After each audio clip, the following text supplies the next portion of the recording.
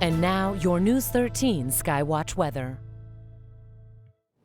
Well, we have a lot going on, and we want to talk about our weather warn days that are ahead and how this storm will evolve once it gets here.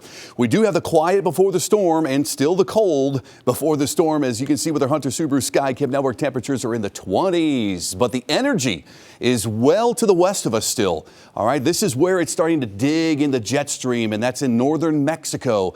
That's the energy coming with our winter storm farther to the east. It will be our next weather maker, and it will impact us in a fairly big way here. We're not talking a major snowstorm for our standards here in Asheville, but a pretty significant one for the entire area. What we know now is that this storm is still going to be a messy mix of ice and snow, mostly snow mountains, mostly a mix south. The timing is now up a little bit. We think Friday morning west of Asheville, we'll start to see some of that snowfall.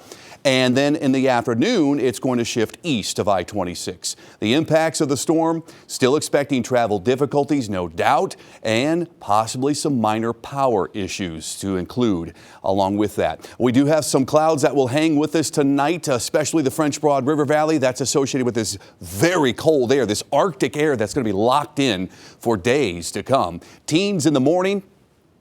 Not much better in the afternoon. Yes, sunshine wins out tomorrow. We only get into the 30s in most cases for highs in the mountain valleys tomorrow. There's still going to be some wind. Here come the clouds overnight into Thursday night, Friday morning. And by Friday morning, we are looking at temperatures starting out way below freezing. But it's not until later in the morning we start to see some of the snow begin here in our southern mountains by 9 a.m.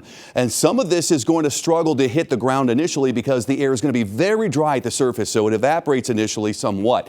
But then when we moisten things up, later morning, early afternoon, now we start to see the snows approaching Asheville. And then look at the snows continue. It's all blue, and that indicates it's just continuous snowfall off through the afternoon and into the evening. Then we start to see mixing farther south of I-85. So here's what we think. Most likely the snow is during the afternoon and evening hours for Asheville, continuing into the early overnight and then ending pre-dawn Saturday. Same for you in Burnsville. Most likely you're going to have that heavier snow bands in Brevard between about 5 and 11 p.m. And then in Franklin, it starts a little earlier in the day. You might see some mixing on the tail end of the storm in Franklin, whereas Hendersonville, Marion, Rutherfordton all get snow, and that snow will continue into the overnight in some cases. So how much snow? The Euro and GFS for Asheville, 2.5 to about 3 inches is the most likely scenario. For the higher elevation, southwestern mountains, 6 inches is most likely with some higher end amounts. Look at these numbers here